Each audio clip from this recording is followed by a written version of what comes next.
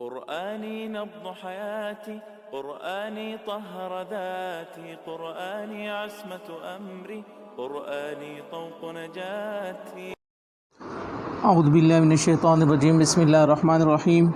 یا بنی اسرائیل اذکروا نعمتی التی انعمت علیکم واوفوا بعہدی اوف بعہدکم وایای فارہبون وآمنوا بما انزلت مصدقا لما معکم ولا تکونوا اول کافر بہ ولا تشتروا بآیاتی ثمنا قلیلا وایای فاتقون ولا تلبسوا الحق بالباطل وتکتموا الحق وانتم تعلمون واقیموا الصلاة وآتوا الزکاة وارکعوا مع الراکعین اتأمرون الناس بالبر وتنسون انفسکم وانتم تتلون الکتاب افلا تعقلون واستعینوا بالصبر والصلاة وانها لکبیرۃ الا علی الخاشعین الذین یظنون انہم ملاقو ربہم وانہم الیہ راجعون.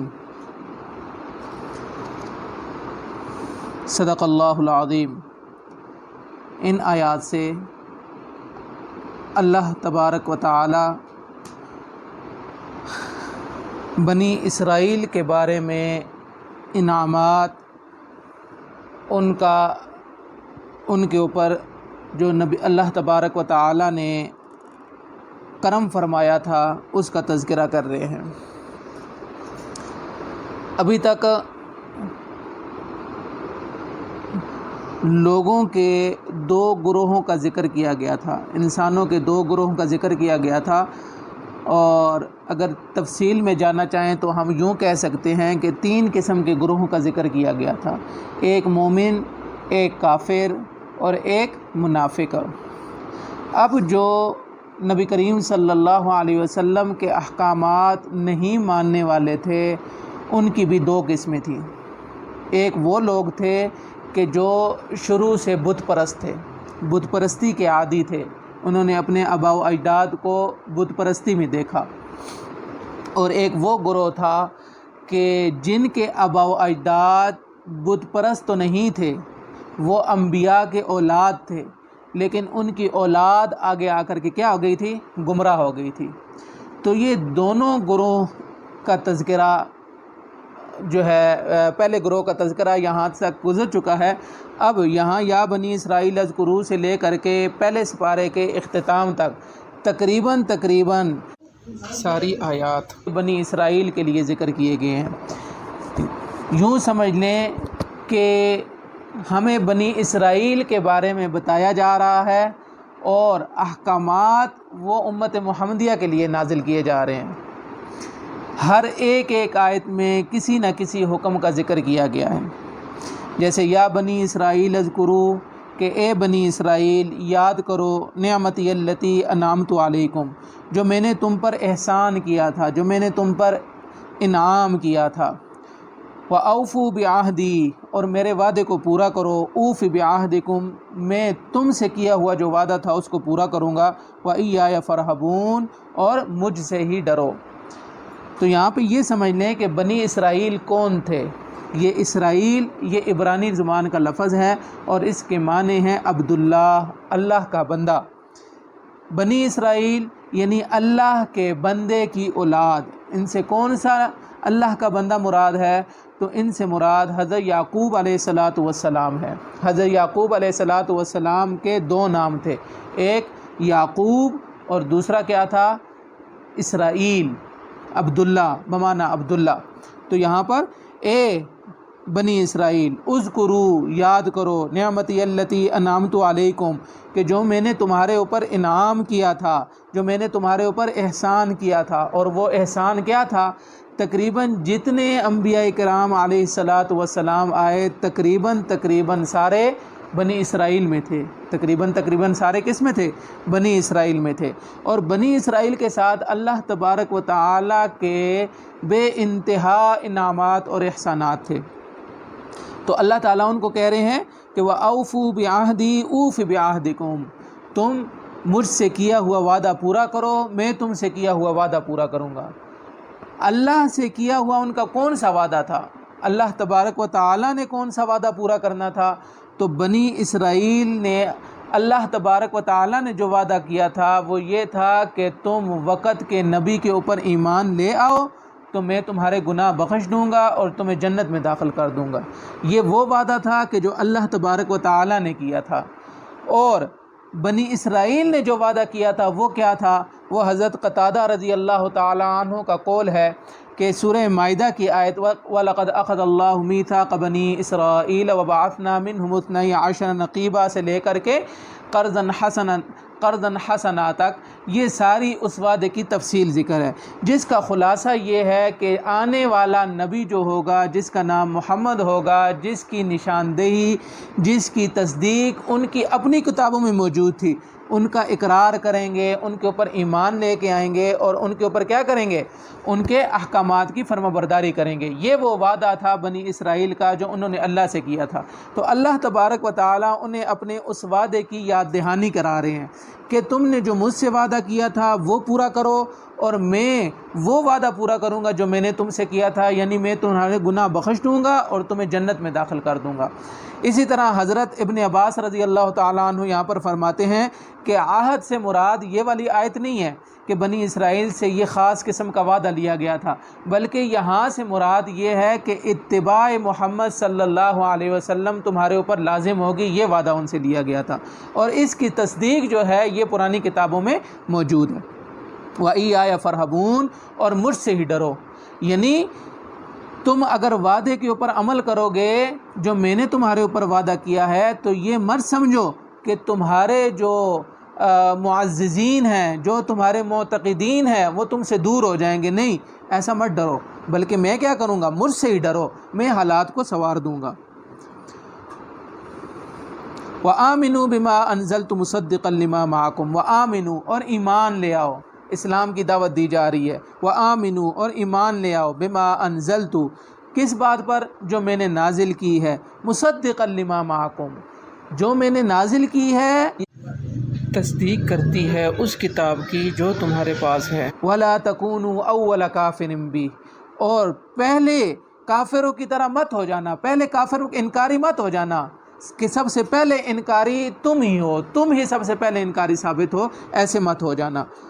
وَلَا تَشْتَرُوا بِآيَاتِي ثَمَنًا قَلِيلًا، اور میری آیتوں کو تھوڑے سے مول کے بدلے میں، تھوڑی سی قیمت کے بدلے میں فروخت مت کرو۔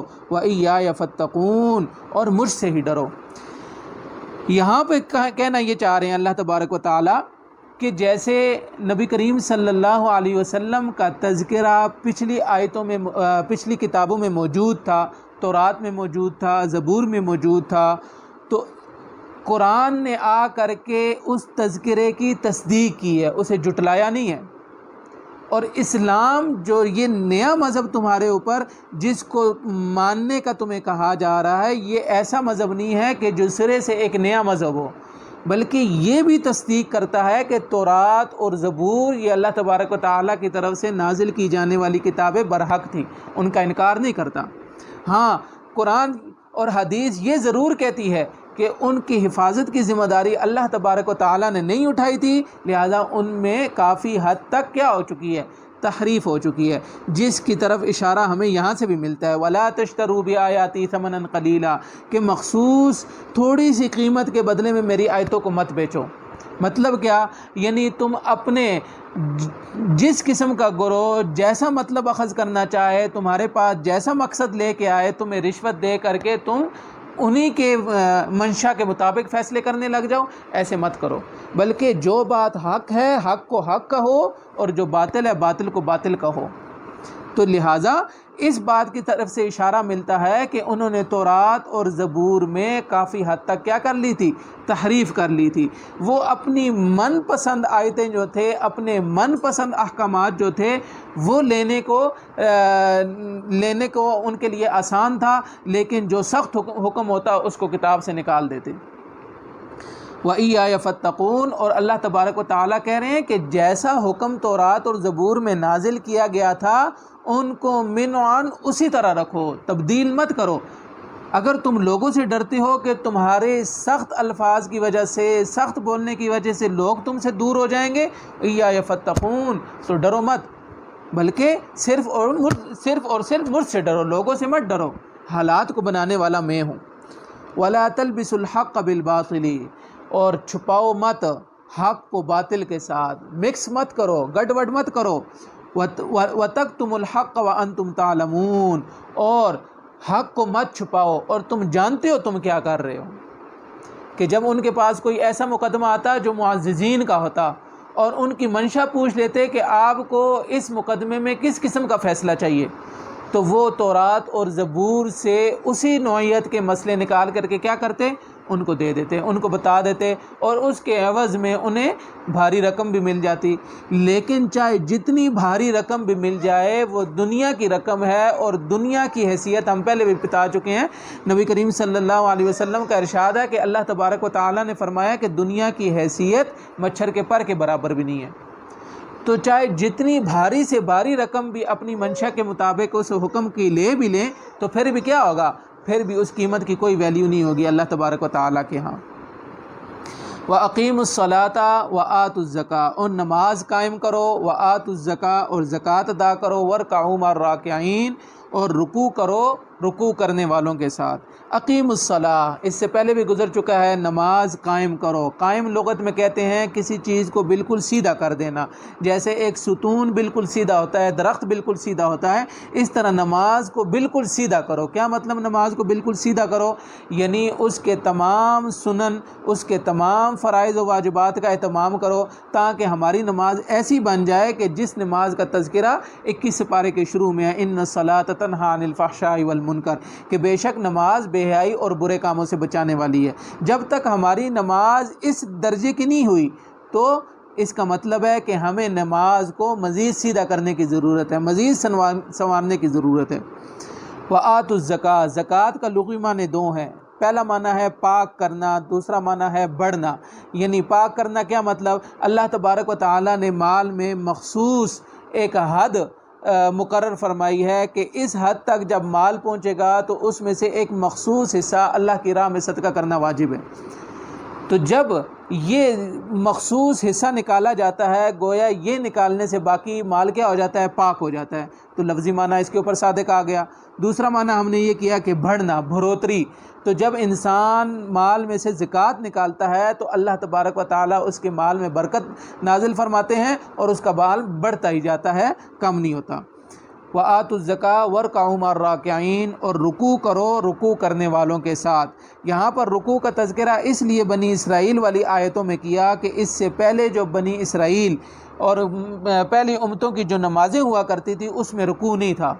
رکوع صرف امت محمدیہ کا خاصہ ہے. اس نماز میں امت محمدیہ کو تحفے کے طور پہ دیا گیا ہے، تو اس لیے کہا وَارْكَعُوا مَعَ الرَّاكِعِينَ، رکوع کا نام خاص طور پر ذکر کیا. اور مع الراکعین کہہ کر کے اس بات کی طرف اشارہ کیا کہ کوشش کرو، تمہارے اوپر لازم ہے کہ جماعت کے ساتھ نماز ادا کرو، اکیلی جماعت ادا مت کرو. ہاں اگر کوئی عذر آ جاتا ہے جس کی وجہ سے تم اکیلے نماز پڑھنے میں مجبور ہو تو ٹھیک ہے، تمہارا فرض ادا ہو جائے گا. لیکن سب سے پہلے تمہارا جو ہے وہ اختیار یعنی سب سے پہلا عمل تمہارا یہ ہے کہ تم نے جماعت کے ساتھ ہی نماز پڑھنی ہے. أَتَأْمُرُونَ النَّاسَ بِالْبِرِّ، تم لوگوں کو حکم دیتے ہو کس کا؟ نیکی کا. وَتَنْسَوْنَ أَنفُسَكُمْ، اور خود اس پر عمل کرنے سے بھول جاتے ہو، اپنے آپ کو بھول جاتے ہو. وَأَنْتُمْ تَتْلُونَ الْكِتَابَ، حالانکہ تم کتاب کو بھی جانتے ہو. پچھلی کتابوں کے اوپر جو احکامات نازل کیے گئے تھے ان کے بارے میں تم سب کچھ جانتے ہو، اس کے باوجود تم لوگوں کو حکم کرتے ہو نیکی کا اور اپنے آپ کو بھول جاتے ہو. ابھی نیکی کا سب سے بڑا کام یہ ہے کہ تم نبی کریم صلی اللہ علیہ وسلم پر ایمان لے آؤ. جب تم نبی کریم صلی اللہ علیہ وسلم پر ایمان جب تک نہیں لاؤ گے تو ہم یہی کہیں گے کہ تم لوگوں کو تو حکم دے رہے ہو، خود اس کے اوپر عمل نہیں کر رہے ہو. افلا تعقلون، کیا تم سمجھ نہیں رکھتے؟ واستعینوا بالصبر والصلاۃ، اور مدد حاصل کرو صبر سے اور صلاۃ سے. انہا لکبیرۃ الا علی الخاشعین، بے شک نماز جو ہے یہ بھاری ہے، الا علی الخاشعین، مگر خشوع خضوع کرنے والوں کے لیے نہیں. کیا مطلب؟ یعنی واستعینوا بالصبر والصلاۃ، مشکل وقت میں مدد طلب کرو، مدد حاصل کرو صبر سے اور صلاۃ سے. انسان جب کسی چیز کے اوپر صبر کرتا ہے تو گویا وہ اپنی اس خواہش کے اوپر کیا کرتا ہے؟ قدم رکھ دیتا ہے، پاؤں رکھ دیتا ہے. اور اگر تو وہ دنیاوی خواہش ہے تو وہ کچھ وقت کے بعد اس کی طبی ضرورت بن کر کے وہ ختم ہی ہو جائے گی. کیونکہ انسان کو جس چیز کی بھی خواہش ہو، چاہے کھانے کی ہو، پینے کی ہو، پہننے کی ہو، یا دنیا کے کسی مرتبے کی ہو، یا کوئی چیز حاصل کرنے کی ہو، اگر وہ اسے بار بار سوچتا رہے گا تو اس کی وہ طلب بڑھتی جائے گی۔ لیکن وہ اگر اپنی خواہش کے اوپر پاؤں رکھ دے گا تو کچھ دنوں تک اسے وہ اس کی خواہش تنگ کرے گی، اور اس کے بعد پھر جیسے وہ معمول کی زندگی گزارتا تھا ویسے ہی گزارنے لگ جائے گا۔ لیکن یہ کام کیا ہے؟ یہ کام مشکل ہے۔ خواہشات کو دبانا یہ انسان کے لیے مشکل ہے۔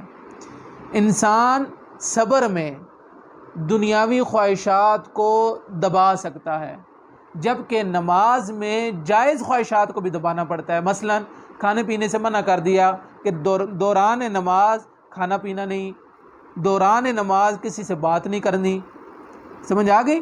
تو لہٰذا صبر کے ذریعے سے ان خواہشات کے اوپر قدم رکھنے کا کہا گیا کہ جو ناجائز بھی ہو سکتی ہیں، اور نماز کا ذکر کر کے ان خواہشات کی طرف اشارہ کر دیا کہ جو جائز بھی ہو سکتی ہیں۔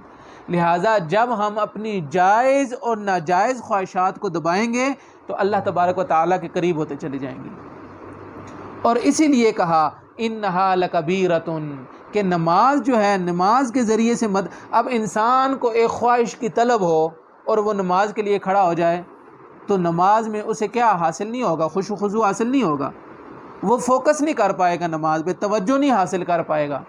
اسی لیے کہا وَإِنَّهَا لَكَبِيرَةٌ، کہ یہ بہت بھاری ہے۔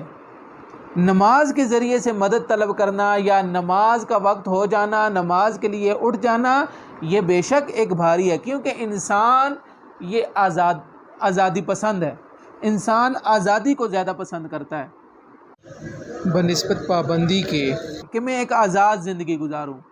تو لہٰذا جب اس کی آزادی سلب ہوگی تو اس کے نفس کو چوٹ لگے گی، جب اس کے نفس کو چوٹ لگے گی تو وہ اللہ تبارک و تعالیٰ کے ہاں قریب ہوتا جائے گا، قرب حاصل ہوگا۔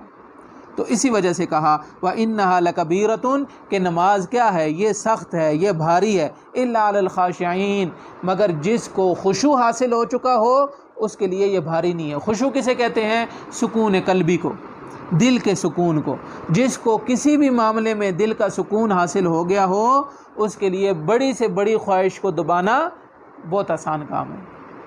اس کے لیے بڑی سے بڑی خواہش میں بھی اللہ تبارک و تعالیٰ کے سامنے حاضر ہونا معمولی سی بات ہے، وہ اس کے لیے کوئی پریشان کن بات نہیں ہے۔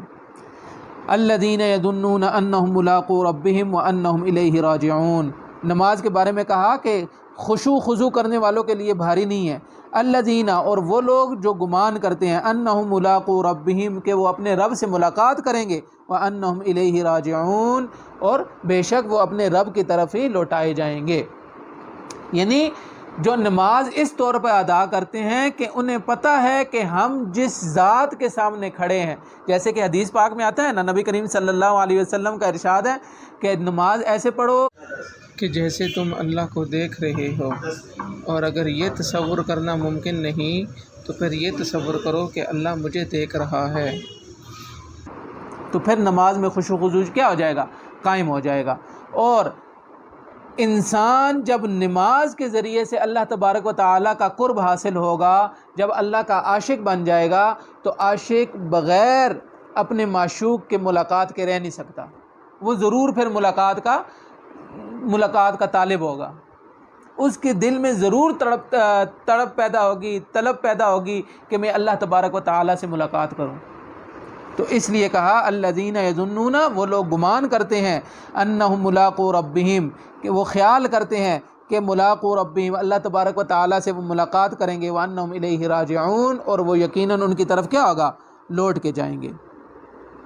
ٹھیک ہے، تو آج کے سبق میں چیدہ جو احکامات ذکر کیے گئے تھے، سب سے پہلے وعدے کا ذکر تھا۔ یہاں پر کہا گیا کہ وَأَوْفُوا بِعَهْدِي أُوفِ بِعَهْدِكُمْ، تم مجھ سے کیا ہوا وعدہ پورا کرو، میں تم سے کیا ہوا وعدہ پورا کروں گا۔ اس آیت سے ہمیں اشارہ مل گیا کہ وعدے کو نبھانا جو ہے یہ کیا ہے؟ یہ واجب ہے۔ نبی کریم صلی اللہ علیہ وسلم کا ارشاد ہے کہ جو شخص وعدہ خلافی کرتا ہے، آخرت کا عذاب تو اسے ملے گا ہی ملے گا، لیکن میدان محشر میں اس کے اوپر ایک جھنڈا گاڑ دیا جائے گا، اور جو جتنا بڑا وعدہ خلاف ہوگا اس کا جھنڈا اتنا ہی کیا ہوگا؟ لمبائی میں اتنا ہی اونچا ہوگا، دور سے پہچانا جائے گا۔ اور میدان محشر میں کون لوگ ہوں گے؟ اولین اور آخرین، ہم سے پہلے دنیا سے گزر جانے والے تمام لوگ اور ہمارے بعد آنے والے قیامت تک آنے والے تمام لوگ وہاں پہ موجود ہوں گے، اور وہ جھنڈے کے ذریعے سے ہمیں پہچانیں گے کہ یہ چھوٹا وعدہ خلاف تھا، یہ بڑا وعدہ خلاف ہے۔ تو لہٰذا وعدہ خلافی سے ہمیں حد الوسع بچنا چاہیے۔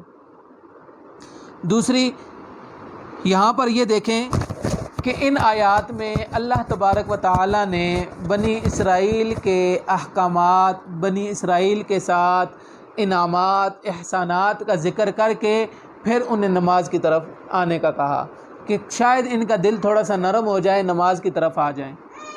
جبکہ امت محمدیہ صلی اللہ علیہ وسلم کے ساتھ اللہ تبارک و تعالی نے جب بات کی تو ڈائریکٹ کہا، سیدھا کہا، کوئی لوازمات اختیار نہیں کیے، کہا کہ فاذکرونی اذکرکم واشکروا لی ولا تکفرون، کہ تم میرا ذکر کرو میں تمہارا ذکر کروں گا۔ تو یہاں سے امت محمدیہ کی فضیلت بھی ایک طرح کی حاصل ہو گئی کہ اللہ تبارک و تعالی نے جب بنی اسرائیل کے ساتھ خطاب کیا تو پرانے احسانات گنوائے، انعامات گنوائے، اور اس کے بعد پھر دین کی دعوت دی۔ جبکہ امت محمدیہ کو سیدھا سادہ الفاظ میں کہہ دیا کہ تم کیا کرو، یعنی محبت کا اندازہ یوں لگائیں کہ اللہ تبارک و تعالی نے بنی اسرائیل کے ساتھ یوں سمجھ لیں کہ بالواسطہ کلام کیا، اور امت محمدیہ کے ساتھ بلا واسطہ کلام کیا۔ تو جس کے ساتھ بغیر کسی واسطے کے کلام ہو اس سے ہمیشہ محبت اور بے تکلفی زیادہ ہوتی ہے۔ پھر یہاں پر آگے اللہ تبارک و تعالی نے کہا، بنی اسرائیل کو کہا وَلَا تَكُونُوا أَوَّلَ كَافِرٍ بِهِ، کہ سب سے پہلے انکاری مت ہو جانا۔ تو یہاں سے یہ بات سمجھ لیں کہ جو شخص کسی بھی گناہ کی بنیاد رکھے گا اور اس کے بعد اس گناہ کی پیروی کرنے والے جو لوگ بھی ہوں گے، ان لوگوں کو تو اس گناہ کا وہ ملے گا ہی ملے گا، گناہ ان کے نامہ اعمال میں لکھا جائے گا، ساتھ اس شخص کے نامہ اعمال میں بھی لکھا جائے گا کہ جس نے اس گناہ کی ابتدا کی تھی۔ تو لہٰذا ہمیں ایسا کام نہیں کرنا چاہیے کہ جس کی وجہ سے یہ بھی ہمارے نامہ اعمال میں لکھا جائے کہ اس گناہ کو کرنے والا سب سے پہلا شخص بھی یہی تھا۔ اسی طرح ثواب کا معاملہ بھی ہے کہ اگر کوئی نیک کام ہم ایسا کریں کہ وہ ہم نے ہی کیا ہے، سنت کے خلاف نہیں ہے، نبی کریم صلی اللہ علیہ وسلم کے احکامات کے خلاف ایسی کوئی بات نہیں ہے، ثواب کا کام ہے، تو ہمارے بعد آنے والے جو کوئی بھی اس ثواب کے کام پر عمل کرے گا تو اس کا ثواب بھی ہمارے نامہ اعمال میں لکھا جائے گا۔ پھر آگے ایک اور آیت میں کہا کہ وَلَا تَشْتَرُوا بِآيَاتِي ثَمَنًا قَلِيلًا، کہ لوگوں کی مرضی اور ان کے اعراض کی خاطر غلط مطلب نکالنا اور پھر اس سے رشوت حاصل کرنا، یہ تمام باتیں اس آیت میں شامل ہیں۔ لیکن اس آیت سے ایک اور حکم بھی مستنبط ہوتا ہے، اور وہ کیا ہے کہ آیا قرآن مجید پڑھانے پر اجرت لی جا سکتی ہے یا نہیں، دینی کام کرنے پر اجرت لی جا سکتی ہے یا نہیں۔ تو یاد رکھیں کہ 3 فقہائے کرام، امام مالک، امام شافعی اور امام احمد بن حنبل رحمہم اللہ تعالیٰ کا کہنا یہ ہے کہ جائز ہے، جبکہ احناف اولین کا قول یہ ہے کہ ناجائز ہے، کسی بھی صورت نہیں لے سکتے۔ لیکن آخرین کا قول یہ ہے، ان کا کہنا یہ ہے کہ چونکہ یہ ذمہ داری حکومت وقت کی ہے، جب حکومت وقت اپنی ذمہ داری نہ نبھا سکے تو اس صورت میں قرآن پر معاوضہ لیا جا سکتا ہے۔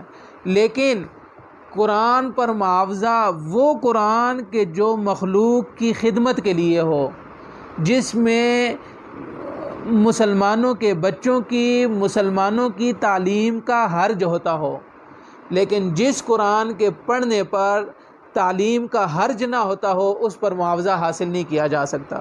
جیسے ختم القرآن وغیرہ جو کیے جاتے ہیں، ختم پہ بلائے جاتے ہیں، مدارس سے طلباء کو گھروں میں بھیجے جاتے ہیں ختم کے لیے، اور اس پر وہ کیا کرتے ہیں، وظیفے وصول کرتے ہیں، تو یہ سراسر کیا ہے، ناجائز ہے۔ اسی طرح پھر آگے کہا وَلَا تَلْبِسُوا الْحَقَّ، کہ حق بات کو مت چھپاؤ۔ کیا مطلب حق بات کو مت چھپاؤ؟ یاد رکھیں کہ حق بات کو ایسا پیش کرنا کہ سمجھنے والے کے ذہن غلط باتوں کے ساتھ مل کر کے خلط ملط ہو جائے، یہ ناجائز ہے۔ حق بات کو صاف ستھرے الفاظ میں بیان کرنا یہ سب سے اولیٰ ہے، لیکن اگر آپ اپنے مقصد حاصل کرنے کے لیے حق بات کو ایسے بیان کریں کہ سمجھنے والے کے ذہن میں مزید ابہام پیدا ہوں، تو اس طرح کی حق بات کرنا بھی ناجائز ہے۔ یہ تلبیس میں آتا ہے، حق بات کو چھپانے میں آتا ہے، لہٰذا اس سے اجتناب کرنا چاہیے۔ اسی طرح خوف یا لالچ کی وجہ سے حق بات کو چھپا دینا یہ بھی تلبیس میں آتا ہے۔ بس آج کے سبق کا مختصر سا خلاصہ یہ تھا، وآخر دعوانا ان الحمد للہ رب العالمین۔